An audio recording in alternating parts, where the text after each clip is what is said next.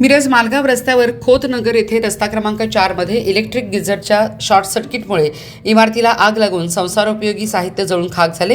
यावेळी महानगरपालिका अग्निशमन दलाच्या जवानांनी आग आटोक्यात आणली, मात्र यावेळी जीवितहानी कोणती झाली नाही। मिरजेतील खोतनगर या ठिकाणी गोविंद मोहन काळे यांची 2 मजली इमारत आहे। दुसऱ्या मजल्यावर या ठिकाणी काही कामगार भाडेकरू म्हणून राहत आहेत। सदर आज मंगळवार असल्याने या भाडेकरूंनी इलेक्ट्रिक गिझर चालू केला होता, मात्र लाईट गेल्याने त्याचे बटन तसेच चालू राहिले। दुपारी 4 वाजता लाईट आल्याने सदर इलेक्ट्रिक गिझरला अचानक आग लागली व या आगीत इमारतीत संपूर्ण साहित्य जळून खाक झाले।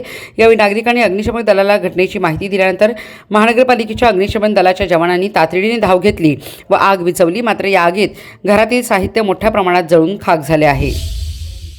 रामचंद्र शिवाजी चव्हाण, फायरमन, अग्निशमन केंद्र क्रमांक 4 मिरज येथे कार्यरत आहे।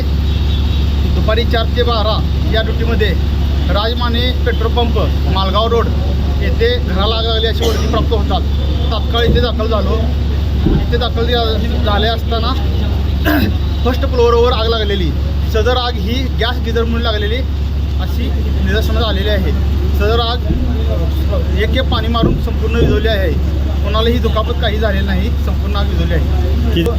2 फायर पंप आलेले इथे दाखल झाले। मिरज भारत शंकर नेमाडे खोतनगर रस्ता क्रमांक 4 मध्ये राहणार आहे। काळ्यांच्या घराची इथं वरती आग आली होती आणि आम्ही सर्वजण नागरिक इथं जाऊन आग विझवण्याचा प्रयत्न केला। मग गाडी बोलवून घेतली आणि आता आग शांत झालेली आहे। शिलम घेतलाय नेमकं लाईट गिझरमुळं आग आलेली होती, आगीचा पेट घेतलेला होता आणि त्यामुळं ही आग लागलेली होती। आता सगळ्या नागरिकांनी इथल्या आग विझवलेली आहे।